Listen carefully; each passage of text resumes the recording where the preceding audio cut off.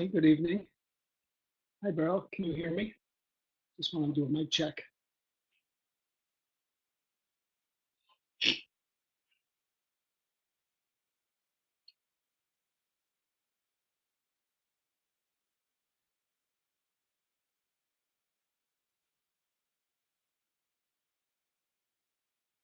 Maybe not.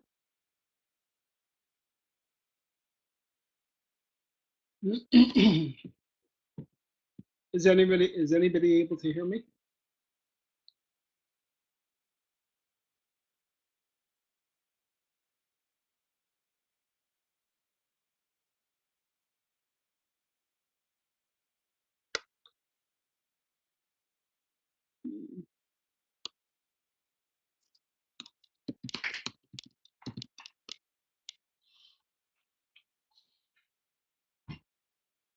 Trying to see if anybody can hear me.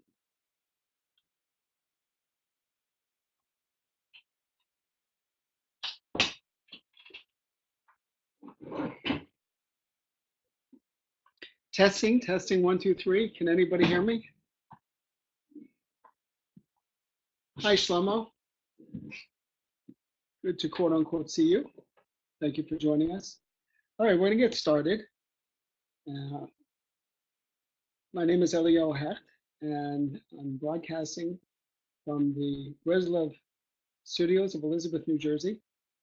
And welcome to everybody. I'd like to start out by thanking Kadosh Baruch Hu for giving us an opportunity to get together to learn tonight. And especially personally, I would like to thank him for giving me the opportunity to learn this material and to have the wonderful opportunity to share it. And I welcome you all back and maybe some new attendees. Tonight's shir is being sponsored by my wife, Hecht, and myself in memory of my father-in-law's 10th yortzeit. His name was Shlomo ben Abba Menachem. So it's our hope and our prayer that our learning should be a tremendous zechus for him, and he should have a tremendous aliyah from it. So we're going to be learning tonight, and for the next 7 weeks, God willing, Likutey Halachot. We're starting tonight with Hilchos Pesach Halacha Hey. Now, the direction of all of this learning, as we're going to see, is to prepare us for Shavuos. So even though some of the background is rooted in Pesach, it very, very much has a very strong focus of getting ready for Shavuos by recognizing what we gained from our Mitzrayim experience, what we have, what happened to us, why it happened, and how to utilize it, maximize it, and get ready for Shavuos. Shavuos is synonymous with Kabbalas HaTorah, receiving the Torah.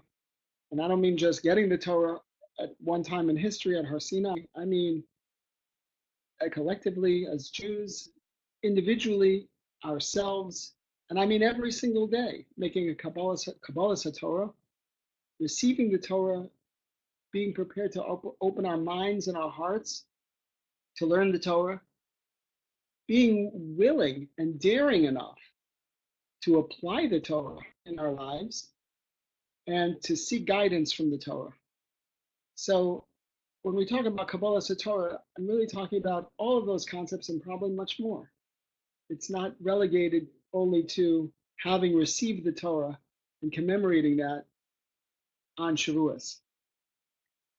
So we're going to get started tonight with Halacha Hey, and here we go. This halacha is based on Rabbi Nachman's lesson 36, Lamed Vav, and the lesson starts out by saying, Inyan Yetzias Mitzrayim b'chol dor v'dor, v'chol adam v'inyan achilas matzah. The idea of Yetzias Mitzrayim, this part you don't have. I'll just read it for the sake of completeness. Yeah, it's not up here. The topic of Yetzias Mitzrayim is applicable for every generation and Uvachol Adam, and for every person. The Inyan Achilas Matzah, and the topic with regard to the eating of the matzah, is Rasan is letting us know that he's basing this halacha on the Torah of Rabbi Nachman called B'Krov Ha'Mereim, when the evil forces come around and surround about me. La'achol b'sari, to eat my flesh. Ayin sham kol ha'maimar. Okay, now we're going to get started. And this is the text that you have on the screen. If anybody has any questions, comments, thoughts, feel free to type it in, and I'll do my best to field any questions. And again, anybody can send me an email to share a thought or a discussion or ask a question about what we're learning. That's also fine. So he starts out by saying, Yesh shivim nefesh beis Yaakov b'chinas shivim panim l'Torah. Now we're going to cover a lot of different topics because the first part of this halacha is a review of Rabbi Nachman's lesson. So I know there's going to be a lot of material. You're going to feel like, wow, there's a lot to keep in mind, and there is. But the benefit of learning it together is, as we go through the lesson in the halacha, I will be able to, God willing, reference these topics, and you'll see how it all comes together and how it's very, very practical and applicable. That's the most beautiful part. No one should ever learn what we're learning and say, okay, well, that's very nice, but what does it do for me personally? The whole idea of this learning is to take something home, bring something, apply it, and become a different person as a result of it. That's the goal. That's what I'm hoping. So Reb Nassim quotes out by paraphrasing the Torah, the lesson of Rabbi Nachman, and he says, Ki yesh shivim nefesh beis Yaakov, there were 70 souls in the house of Yaakov, b'chinas shivim panim l'Torah, which is the same idea. It's connected. It's equivalent to the 70 faces of the Torah. So we know that when Yaakov went down to Mitzrayim, he brought 70 souls with him, the Torah says. And we also know in different Kabbalistic sources that the Torah itself has 70 different faces. What does that mean? It means that the Torah has 70 different perspectives, 70 different ways to understand, 70 different ways to connect to every element of Torah. Call them facets, if you will. Facets, like a sparkling diamond has dozens and dozens and dozens of facets, and each one gives its own special glimmer. So there are 70 souls in Klal Yisrael, and there are 70 faces, aspects of Torah. V'chol nefesh Yisrael yesh lo shoresh b'shivim nefesh chana. And every Jew is intrinsically bound to each one of those 70 aspects of the Torah. Keneged zeh, and commensurate with this, yesh shivim umos. So there are 70 nations of the world, the Torah tells us. V'chol umma yesh lo taiva ra, midat v'taiva ra, mushreshes b'hem yesh taiva hakol shekula. Okay, so let me interrupt myself. So before we continue with the sentence, there are 70 nations. So the idea being that in order for this world to remain an environment of bechira, of free choice, it's not enough that we just have a great idea that we want to get to know Hashem and that it's easy sailing from there. Because if that was the case, then everyone would do it. The idea of this world is that I have bechira. I need to be able to choose from two viable choices. In order to do that, and other places has taught us, Hashem will hide himself, and sometimes he does an excellent job. And it depends on who the person is and at what point they are in their life and how badly they want to experience a greater understanding and connection to Hashem. But Hashem hides himself. He does this because then a person is unclear which direction he is to take. And as a result of that, he has true bechira, true free will about which path in life he wants to choose or she wants to choose. And as a result of that, when we choose well, in the face of adversity, nobody is saying it's not hard. I am saying it's in the face of adversity. But when he chooses well, then Hashem showers reward and blessing upon that person. God forbid if a person chooses poorly, we're going to see in this lesson, in this Torah, in this halacha, that Hashem is still with that person in amazing ways that you, unless you've learned this particular halacha, don't even realize.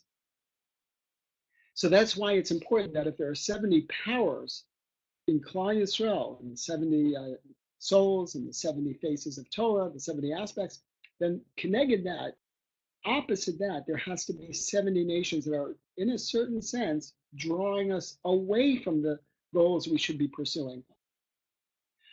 And not only that,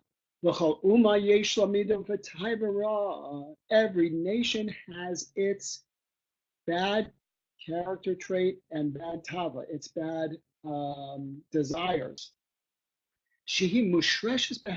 That it's deeply rooted in their makeup. And yet there's an even overarching tava, a desire, a bad trait, so to speak, that encompasses all.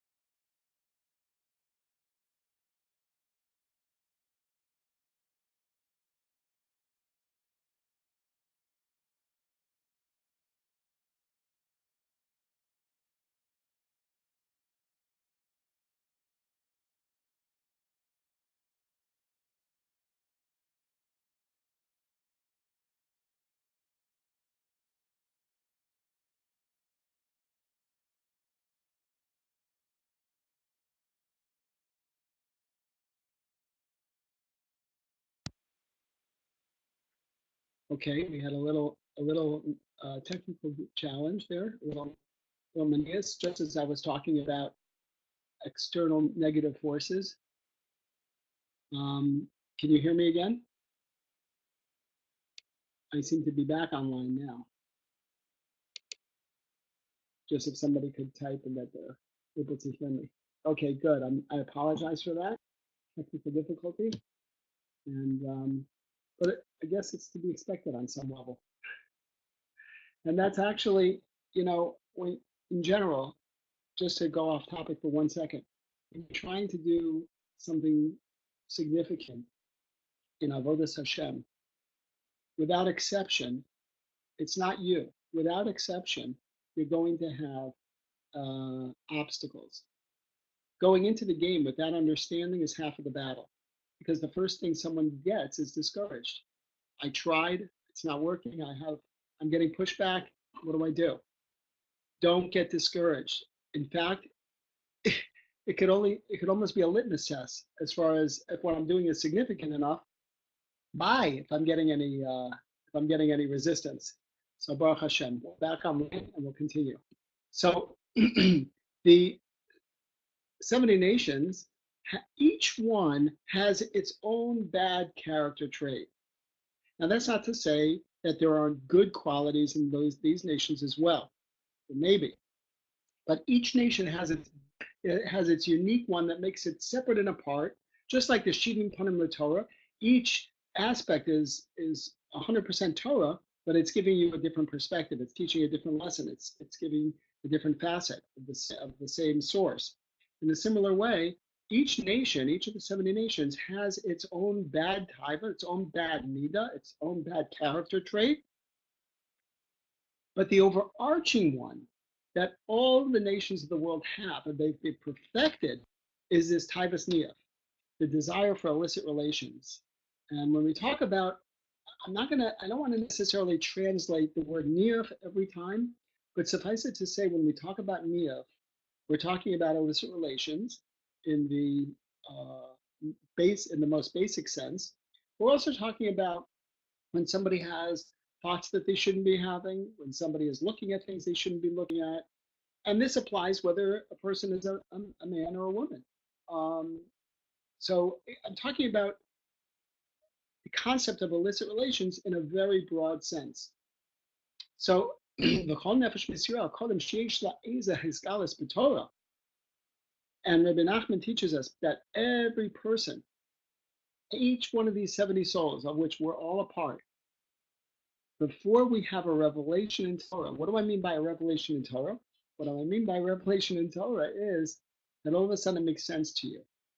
All of a sudden your questions are answered. All of a sudden you can relate to it in a significant way that you were unable to relate to it previously. All of a sudden it starts clicking, makes sense, you want it.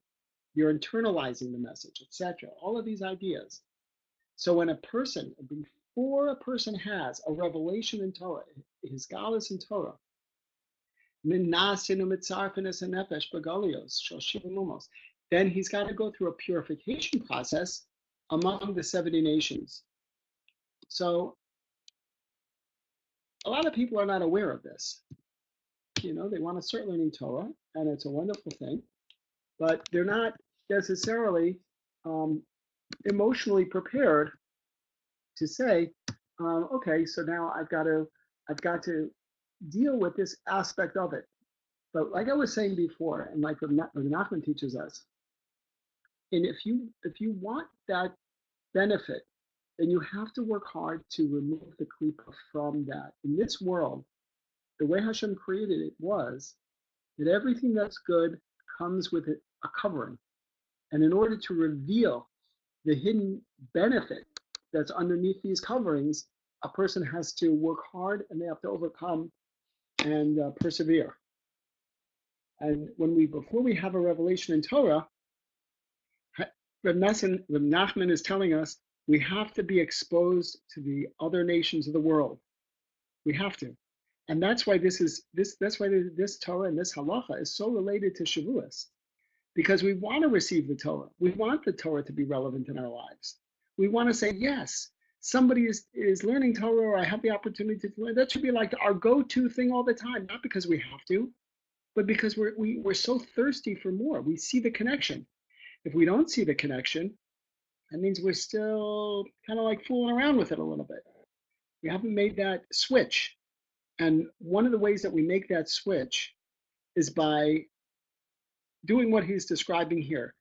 We realize we were exposed to the nations of the world, and we make a conscious and concerted effort to dissociate with the bad elements of that world. In other words, he's got to go into Golos, he's got to go into an exile amongst their bad character traits. And the main test, the main test is this taivas niyah.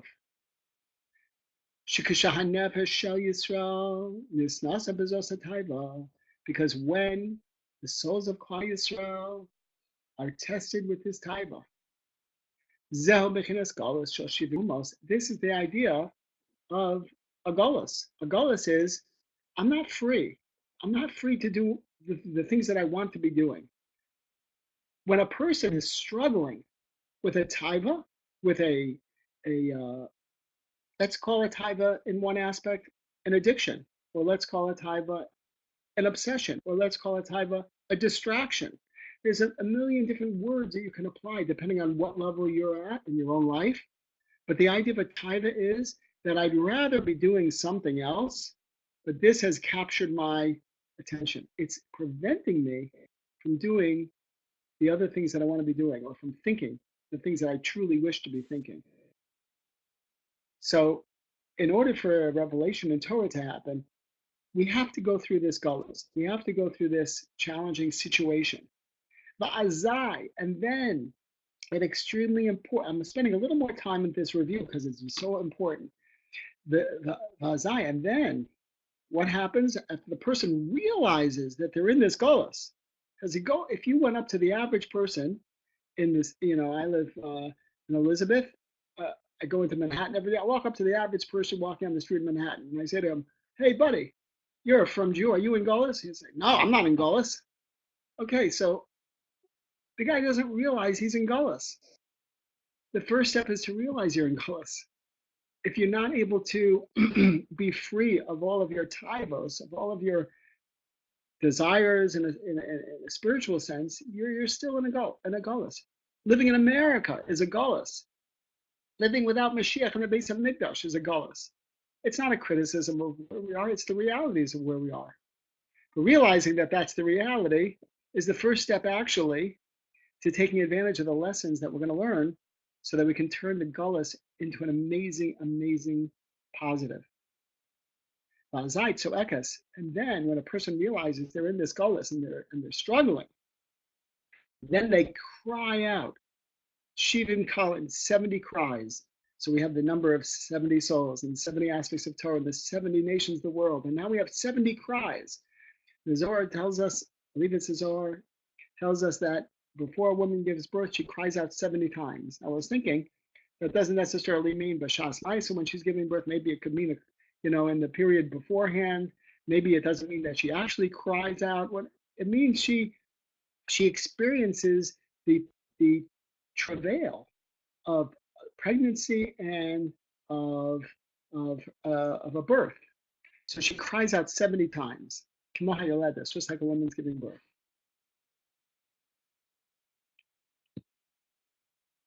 Shlomo has a question. Does everything that we experience from Hashem, I'm not sure that's the whole question. So do me a favor, Shlomo, and just try to rephrase that a little bit. But I'm going to continue for a couple minutes. Because kimishaber zos hataiva, when you break this taiva, va'ome b'nesayon, and you are successful, you stand up to the test. Then what? Then zocha achar kach laholi hiskalas haTorah. Then you're able to give birth to a revelation in Torah. The idea is that when there's a gullus, you don't have a concept of God. You don't have a clear definition. You're not relating to him. And everything is hidden. Hashem is hidden from you. When you have a redemption from that gullus, that's when you give birth to a new revelation, a new understanding, a new connection to Hashem. Ubishvil zeh, Moshe Rabbeinu olav shalom, Moshe Rabbeinu, shehu klal haTorah, who was the embodiment, the encompassing person of all of Torah. Moshe Rabbeinu was Gematria Taryag 613. Parish Mikol v'chol. He's separated from everything. He's separated from his wife, and that was an exception because he was on such an amazingly high spiritual level and embodied every aspect of Torah. He no longer was involved in that aspect of, let's say, regular everyday life. Bilam, and as we said before, there's always for every positive, there's an equal counterpart that's on the negative side. And that Moshe Rabbeinu's evil counterpart, so to speak, is Bilam. Bilam connected B'klipa. Bilam was opposite him on the klipa side, the negative side. Hayam Meshuka, and he was engrossed in terrible, terrible things, very debased person. Gam Yosef, and now we see another. Also, Yosef, he needed to stand up to a test. Yosef, after being sold into slavery in Mitzrayim, was accused by his master's wife of infidelity, and then wound up in jail for over a decade. He could have been quite bitter about that, but he did it because it was a better choice than falling victim to what his master's wife wanted him to engage in. But by doing so, he demonstrated an exceedingly high level of shmiras habris, being purity. In order to reveal the Torah, from the Chachma and Bina are the Mochim, they're the highest. We have Keser, Chachma, and then Bina, they're highest forms of the Spheros. But when Paro says, when he sees Yosef and he's going to, everybody knows the story, he's going to interpret the dreams, Paro says to him, Ein avon chacham kamocha. There's no one as smart and as wise as you. But he uses interesting words. He just says, hey, you're a pretty smart guy. He says, no. He says, Ein avon chacham kamocha. He uses the word navam, which is bina, and he uses the word chacham, which is chachma. So Yosef he merited attaining a spiritual level way beyond anything relevant to this world, because of the fact that he was tested in his life by Potiphar's wife and stood up to that challenge. Also, he would not have gotten what he got in spiritual level had he not had that experience. So you can't have one without the other. That's what Rabbi Nachman was bringing from this example. Tikun, shal-hihuriznus, and the remedy for someone having inappropriate thoughts, shabayim la'avim, that come to a person, shi'oma shema'u baruch shem. Rabbi Nachman goes into this in detail in the Torah, in his lesson, that the remedy for someone who wants to grow in this aspect of his avodas Hashem, or her avodas Hashem. When I say he, it's always her and he and her. When a person wants to grow in this aspect, then they should focus extra carefully on saying Shema and the pasuk of Shema and Baruch Shem. And we're going to get into an explanation shortly about what this all means. Today, by saying Shema, a person, in a sense, binds themselves to the 12 Shvatim, the 12 holy tribes, the 12 godly tribes. By saying Kriya Shema. She bechinas malchusa d'shmaya, because Kriya Shema is an expression of, excuse me, is an expression of being makabel the malchus of Hashem. Makabel malchus shemayim, you are accepting that Hashem is your king, and when you do that, you say Shema and you say Baruch Shem. Those two were Shema Yisrael, Hashem Elokeinu, Hashem Echad, and Baruch Shem Kavod Malchuso Le'olam Va'ed. Shehi bechinas Yam Shel Shlomo, and it's also well. Before I get to that sentence, the reason why the Shema is correlated to the Shiftei Kah, the 12 tribes, is because there are 12 words in Shema Yisrael, in the pasuk of Shema Yisrael, and in the pasuk of Baruch Shem Kavod. That's the first indicator. The second indicator is that if you add up all the letters of all the Shvatim, all their names, Reuben, Shimon, Levi, Yehuda, etc., you'll get 49. I did. So if you add up all the words of Shema and Baruch Shem, you also get 49. So there's a strong correlation between Shema and the Shvatim. Also, we know that Yaakov, when he saw Yosef again, he said Shema. Yosef and Yaakov embodies Tefillah and the Makabel Malchus Shemayim. So the idea of Shema and Baruch Shem is very closely related. When we say Shema, what do? We cover our eyes. Why do we cover our eyes? Rabbi Nachman teaches us, cover our eyes as a demonstrative, to point out, to show ourselves, to show others maybe, that we are closing our eyes to these different taivos, these different bad character traits that the world around us is engaging in. We're demonstrating in a demonstrative way. We don't want any part of that. We are saying Ad Kan. We're not leaving this in. We are making a qualitative. It's almost like no one would ever be critical of somebody if they said, "Oh no, I don't want to eat that. It's not organic." It's like that's what's in now. Everybody likes to eat organic this and healthy this and everything else. So fine, that's great, terrific. But we have to do the same thing spiritually speaking. The way we do that is when we're presented with something, we say, no, I don't want that. I don't want it entering my soul. I don't want it entering who I am. So I am closing my eyes. I'm making a qualitative decision saying I don't want that. So that's Shema and Baruch Shem.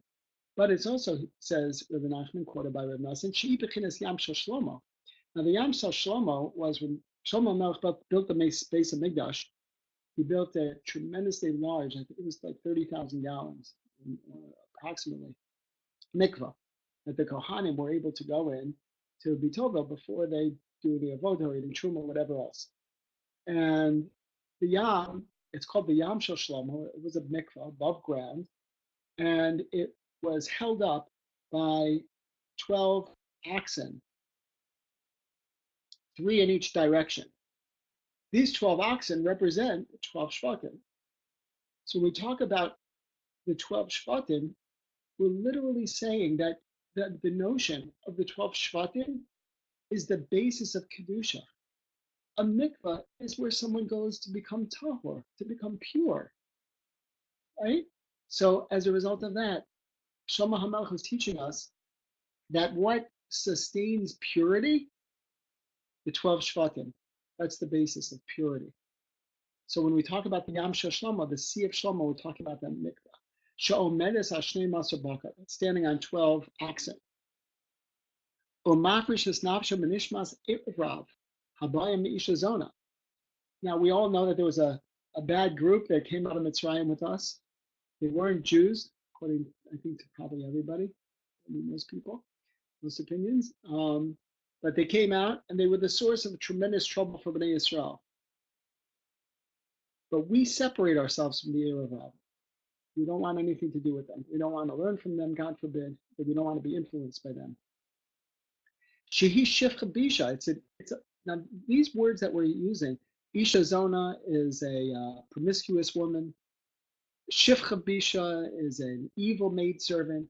These are Kabbalistic terms that used at various different places, and Rabbi Nachman develops all of these thoughts in the Torah, and the lesson is referencing them here.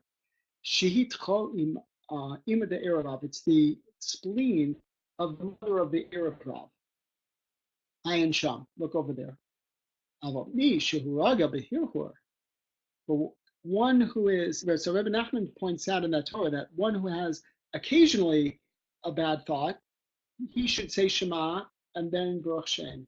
What about somebody who is suffering greatly by having a lot of these thoughts? Then what should they do? He says, someone who is accustomed to having it too frequently, anytime is too frequently, but he's more challenged. He also needs to cry. When he is being Mekabel Malchus Shemayim, when he's accepting the yoke of Hashem's Malchus on him.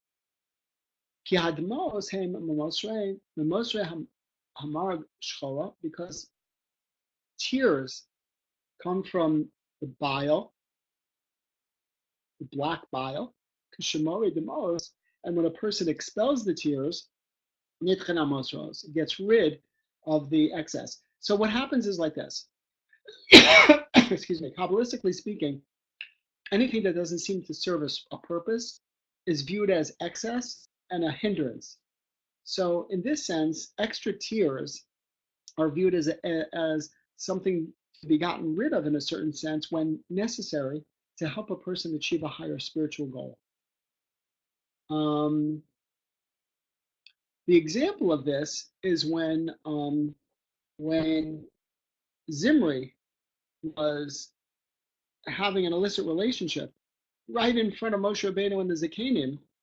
Torah tells us that what were Moshe Rabbeinu and the Zakanim doing? They were sitting there crying and saying Shema. They were crying and saying Shema. The reason why they were crying and saying Shema is because there had been a pagam, there had been a breach in the purity of the nation. And Moshe Rabbeinu at that moment, the response to that breach was unknown to him until Pinchas came along and did what he did and stopped the resultant plague and etc. But that, if you look at the Chumash, you'll see that Moshe Rabbeinu and the Zikanim were struggling with this because it had infiltrated Klal Yisrael, and they were doing just what Rabbi Nachman says to do, closing their eyes, saying Shema and Baruch Shem, and crying. It's not to say that somebody should force themselves to cry, but what it means to say is that perhaps somebody should have a somewhat more intense experience than they would if they were just, flying through it, in order that it should have a little bit more of an impression on them.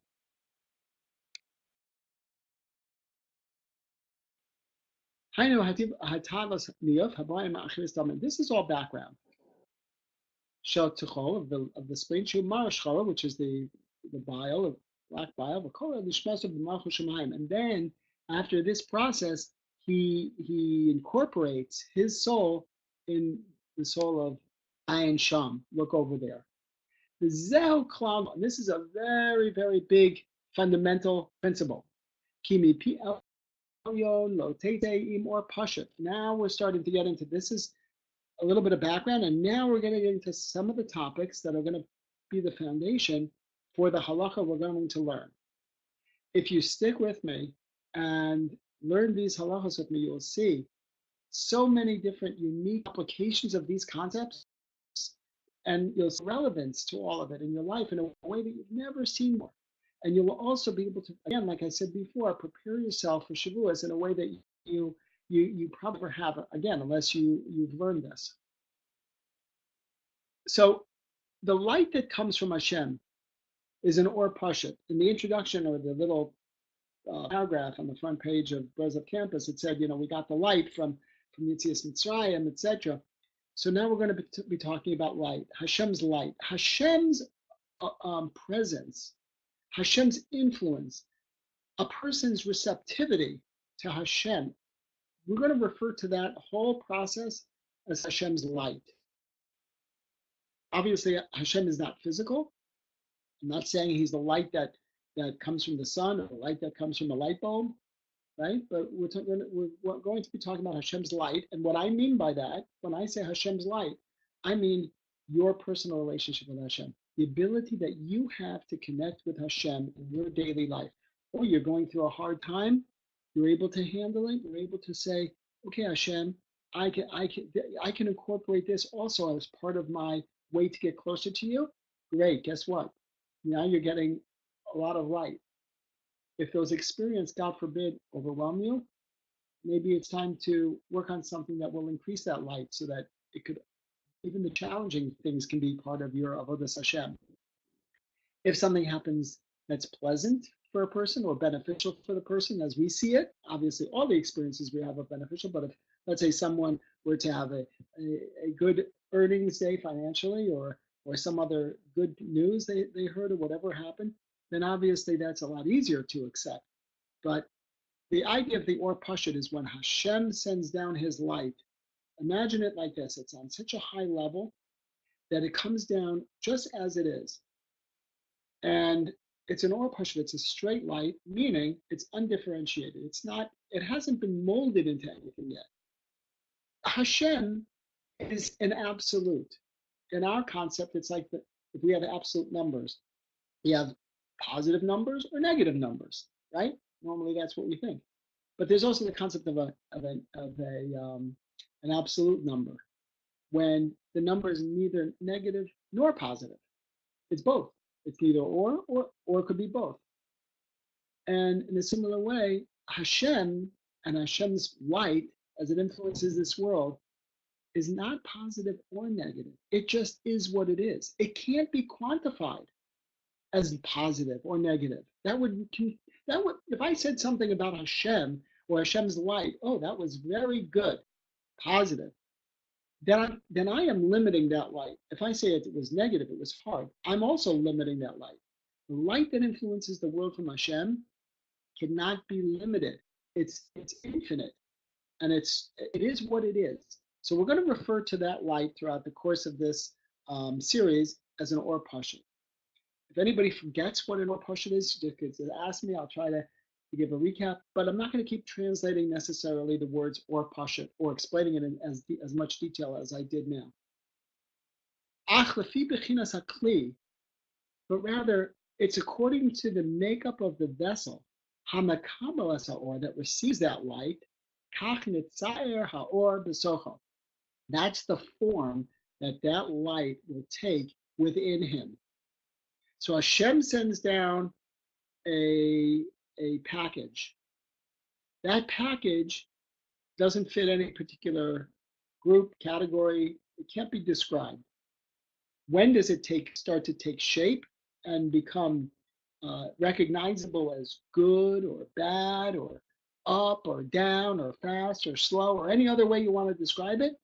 When it goes into the kli, when it goes into the vessel of the receiver, and that's us. Im hakli hu b'shleimus, if the kli, the vessel, is a complete kli, meaning it's not full of holes, and it's not an unpleasant looking or functioning shape, right? Azai nitzar b'chinas bracha. Then the light that comes down from Hashem will be formulated into a bracha. We're talking on two different dimensions here. We're talking the physical realm, we're also talking the spiritual realm. So we're using the example of the physical to describe the spiritual. Think of water. Water takes on whatever shape of the vessel that it goes into has. So if a person has a sieve, there's not going to be a lot of water that gets retained if he starts pouring it in. Similarly, if a person receives bracha from Hashem, receives this light from Hashem, and his kelim look like a sieve, he's not going to be able to retain as much of that light as somebody would if they had a more complete kli. So what we're going to do in a very, very positive way, we're going to focus on improving the quality of our kelim so that when we get that light from Hashem, we hang on to it. And not only do we hang on to it, but it benefits us as a bracha, a blessing. You know, a lot of times people say, Hashem's not giving me, Hashem this and that, Hashem forgot about. No. Hashem's giving you. Hashem is giving you a lot. Are you receiving? That's the better question. So we're going to focus on how to become better receivers. And similarly the opposite. Because the simple, straightforward light that comes from above, it's closed and sealed, meaning no human being, no spiritual being has access to Hashem's light. Nobody, nobody, and no thing. Only Hashem. It's sealed. It's a topic we can't even discuss except by reference. Except those vessels that we use to receive the light, are like a tseire. I'll explain this in a second. That the light is formed, like the kli. Now, just to explain that, believe it or not, there's a lot of ground that he's covering in this little introduction from Rabbi Nachman, but it bears out a little bit of explanation. Each of the spheros has a unique vowel that goes along with it, as we discuss about the vav, the malupum, right? The sphere of Yesod, Shmir Sabris. We did that at a different shir. The highest one is Keser. The highest sphera of the spheros is Keser, and the Nakuda, the vowel sign associated with the sphere of Keser, is a kamatz. A kamatz, if somebody's not familiar, is shaped like a little T, like an uppercase T with a line and a cross and a line going down. And it has an aw sound, aw. But the kamatz represents something else, very powerful. It represents something that's closed. How do we know? because the Kohanim, when they do the certain avoda, they have to bring what's known as, for example, one of the references is a mincha, a flower offering. So the way they would take that flower offering is they would first have a container of the flour. They would stick their open palm into the, I'm trying to put it in the direction of the camera. They would scoop up the flour. Then they would go like this with their hand. Sorry, I'm trying to, they would go like this with their hand. Close their hand. They would take their thumb and scrape off the top, and the little bit that was stuck inside the fingers, that tiny little bit, that was the part that was actually offered as part of the korban, or as the korban. That process of taking one's hand, or the Kohen taking his hand and closing it on the flour, that's called the kamitza. So the idea of the kamatz is something that's sealed, something that's closed, something you don't have access to. It's sealed, it's closed, tight, very holy. That's kamatz. The next vowel is associated with the next sphera. The next sphera is chachma, wisdom. Let's say, for example, for our translation, chachma. And the vowel sound associated with that is a patach.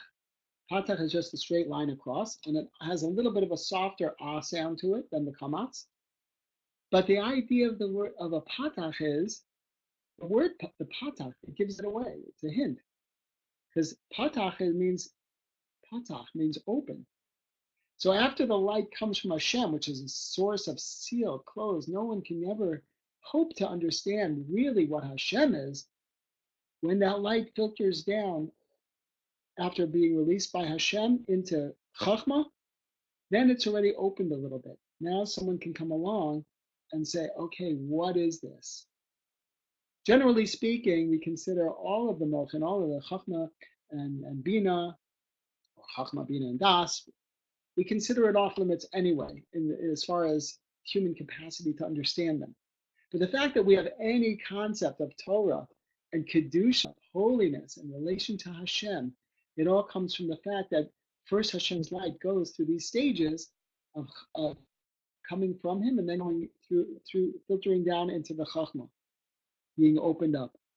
The next sphera and vowel is Bina, which is understanding, wisdom. I said wisdom for Chachma, but Bina is the ability to discern, to maximize, to utilize effectively the Chachma that you've gained, the application perhaps. So the vowel sound, the vowel associated with Bina is the Tsere. The Tsere are the two dots that appear under a letter, and they have the long A sound, A. They sound like A. But the word Tsere also means something.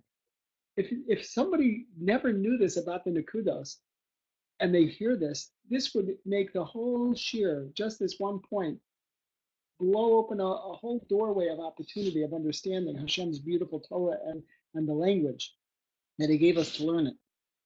The word Seire comes from the word Sa'er, to form. It could mean also at times to illustrate, to draw, but it means to form, to format, to form. So once we get the light from Hashem, from the kamatz, which we can't access, but it goes through a stage of patach where it gets open, accessible, then it gets into the point where it's at seire. Then we are now formatting that light into something we are actually going to experience. Additionally, one more point. Additionally, we have three kinds of Jews. I don't mean good, bad, or indifferent. What I mean is Kohen, Levi, and Yisrael. The Kohen is represented by Chachma. Why? Because it's the Kohen who has the ability to reach up into the sphere of Keser with his kamitza, right, with his avoda, and draw down that light from Chassid, from the highest places, and open it up to us. Somebody, for example, God forbid they do an Aveira, and now they're on the outs with Hashem. I'm being very simple here. They feel a spiritual lacking. So they would go to the Beis HaMikdash and they would offer a korban. The korban would be offered would be worked on by the Kohanim, and then that person would experience an elevation spiritually that would restore his relationship with Hashem. So the Kohen has the ability to reach way, way beyond what normal, regular people have the ability to reach and draw down Hashem's light, make it accessible.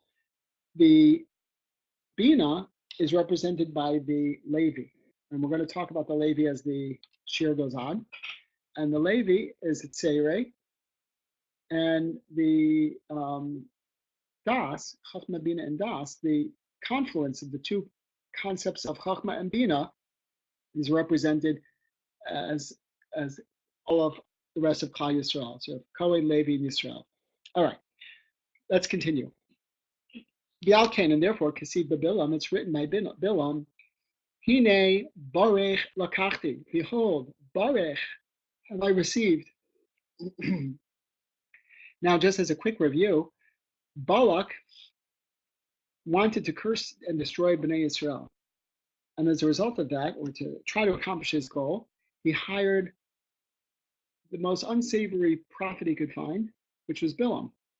Bilam was granted prophecy so that the nations of the world wouldn't have a complaint to Hashem that they would have done a better job if they had a prophet. No, he gave them a prophet. Give them the prophet that they deserved, and that was Bilam. And Bilam was a pretty unsavory guy. But Bilam also knew what to do spiritually speaking, interestingly enough. And he knew he had to access that light. He knew he had to access that light from Hashem.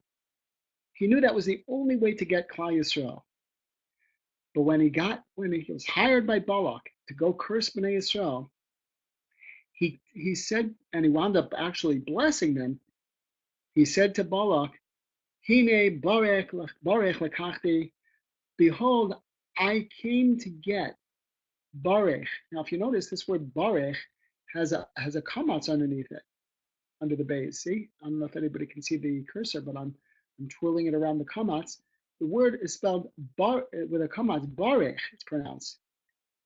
The kamatz, or barech, explains it. But seirei, he's referencing here the whole lesson. So just in a brief moment, what he's saying is, I came to get something that was unformatted, says Bilam.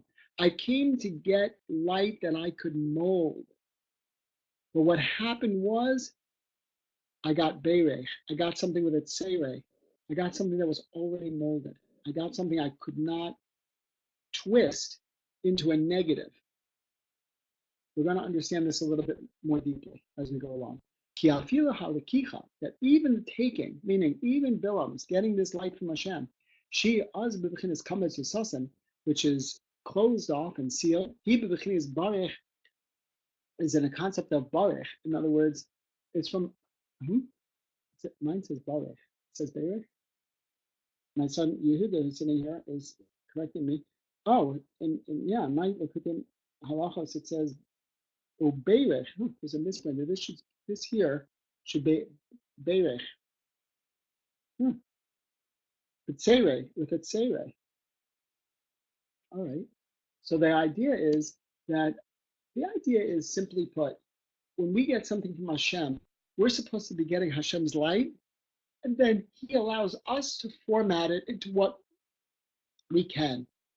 He allows us to format that light in ourselves, in our own kelim, and then God willing, if it's we're working on ourselves, we're doing our best, right? Then that light gets molded into something wonderful. Bilam is on the polar opposite of that. He wanted to get that light, and since he was such a scoundrel and such a lowlife, right? He wanted to get that light, have it formed into his kelim, which were terrible, which were negative, which were destructive. And that's how he wanted to affect Klal Yisrael. Give me access to that light, said Bilam, and he'll be able to turn that light into a negative. But what Bilam wound up getting wasn't the undifferentiated light, wasn't the unformatted light. Hashem knew what he was up to. So Hashem sent down at that moment, he changed around his usual order of things, and rather than sending down the unformatted light, for Bilam, this time he sent down something that was already a finished product. As if to say, Bilam, I know what you're going to do. I'm not going to allow you to do it. I'm giving you the final product. Go deliver it. And that was a bracha. I hope this is coming out clearly, because and if it's not, then somebody please let me know. But the idea just being that what comes from Hashem is it's not differentiated yet, and it's usually up to us to decide how it goes. Good,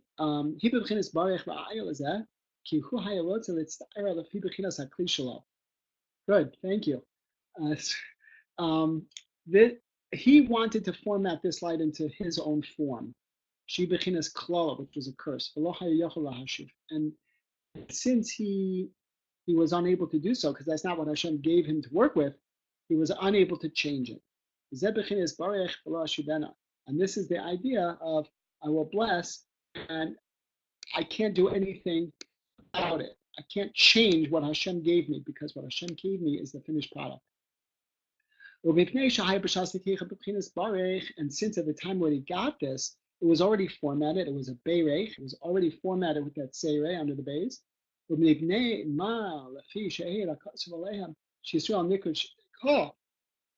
now, the Nassim is quoting from the Likutey Halachot that what merit did Klal Yisrael have that they should be zocheh to this kind of special treatment, that Hashem's light should come down in a formatted way, in an already finished way, and he shouldn't allow Bilam to do what he wanted to do? The answer is because they were called after the Shivtei Ka, meaning that after the Magefa, after the plague of Zimri, Hashem took us account of Klal Yisrael, and he mentioned all of the Shvatim by their family names, and before each one he put a Hey, and after each one he put a Yod. An example of that is Chanoch, right? One of the sons of Reuven was Chanoch. Instead of just saying, okay, the family of Chanoch, this is who you are, he didn't. He said Hanochi, adding a Hey at the beginning and a Yud at the end. And he said the same thing with regard to Haplui. Instead of Palu, it was Haplui. Everything with a Hey and a Yud. Hakarmi, Hey and Yud. So what he did by that was he was putting his own signature on each and every family in Klal Yisrael, because Hey and Yud is the letters Yud K, Hashem's name. Hashem himself was testifying that Klal Yisrael were a pure nation. Because what were the Goyim saying? The Goyim were saying, wait a second, they were slaves in Mitzrayim. We controlled their every move. We told them when to get up, when to go to sleep, and what to do during the day. It's impossible that they have maintained family purity throughout this time. It's impossible. And so HaKadosh Baruch Hu himself comes and says, no, you're wrong, nations of the world. It is possible. And to prove it and give testimony, I'm putting my name, attaching my name to each one of their families. It's a pretty powerful statement. The Ikar Shleimus HaKli, and the main idea of Shleimus HaKli, Shuhu Bechinas Tfisas Amochin Shalo, is literally means, as it translates, is the grasp of his mind. A grasp of his mind.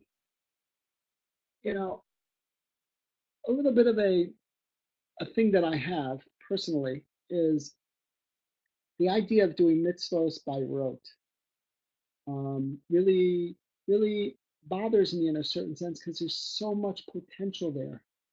And because we're busy and we've got a lot going on and it's challenging, we sometimes default to doing our mitzvahs by rote, whatever that mitzvah is. And it's really what Hashem wants is our engagement in those mitzvahs, an engagement of the heart and of the mind.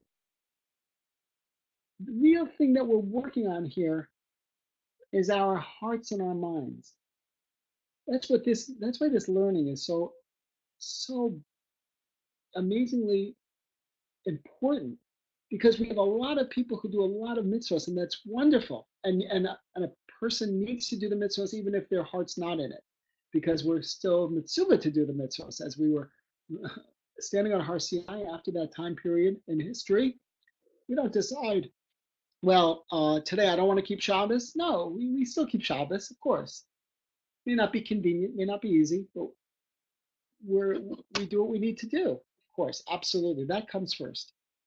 But once somebody's already doing mitzvahs, the learning that we're doing here is a process of engaging our minds and our hearts, building that spiritual structure within us to take advantage of the mitzvahs that we do perform to benefit us and to the maximum, and everyone else in our lives.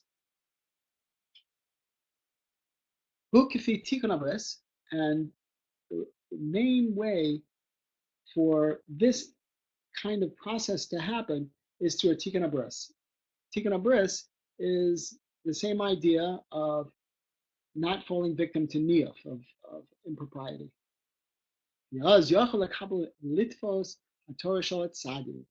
See, this is how it's related also to shavuos, because then when a person really starts to get serious about that topic, and then he's capable at that point to receive the Torah. Torah means the Torah, but it also means instruction. He's receptive then to receive the instructions of the tzaddik, the Torah of the tzaddik.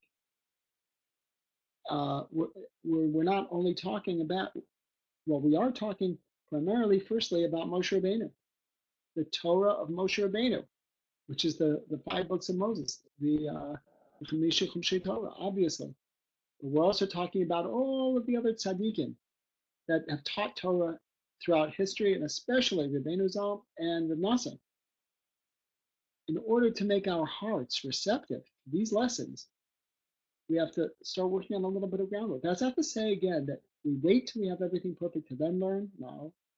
We don't wait till we have everything perfect to do. No. We still learn. We still do. But as we're learning and doing, if someone applies what we're going to learn in this series, really creatively, really energetically, conscientiously, we will see a whole new world open to them. Because then this light will be formatted in a good way for them.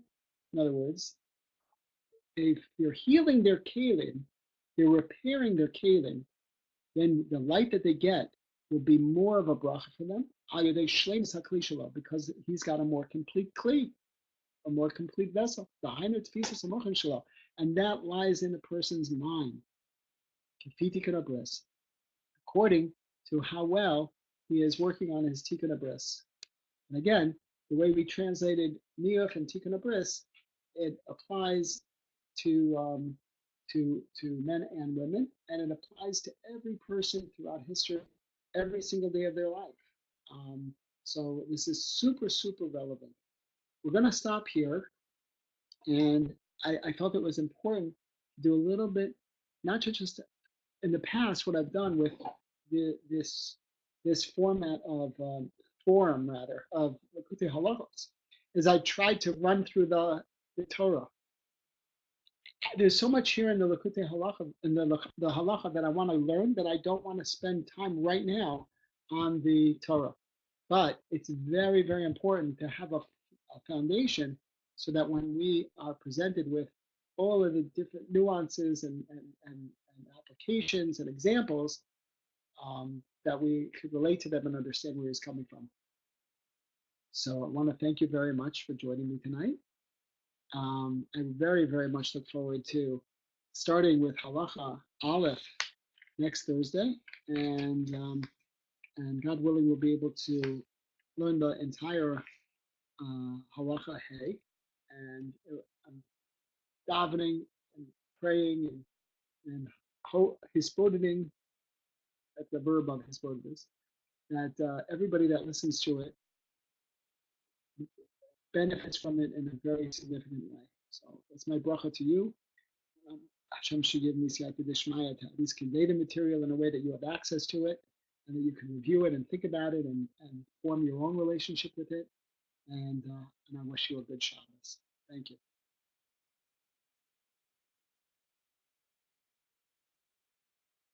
Thank you for wonderful comments. Thank you. Good Shabbos.